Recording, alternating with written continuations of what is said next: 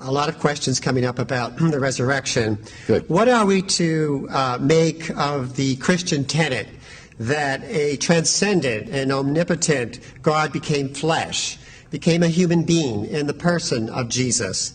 If we believe in the transcendence and omnipotence of God, then the resurrection, a return to transcendence, which we might call God's natural state, should not be surprising.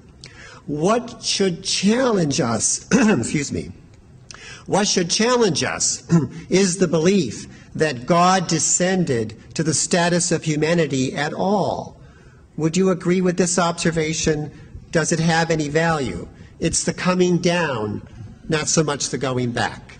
Well, I think that there's a point that he's making, but I think on the other hand, this student, the question embodies a profound misunderstanding of the doctrine of the Incarnation. The doctrine of the Incarnation is not the doctrine that God somehow turned himself into a human being.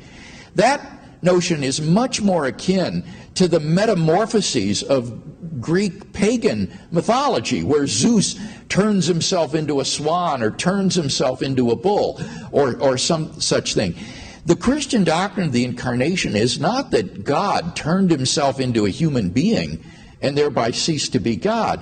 Rather, it is that in addition to his divine nature that he has had from eternity, the second person of the Trinity took on an additional nature, namely a human nature, so that Christ had two natures, human and divine.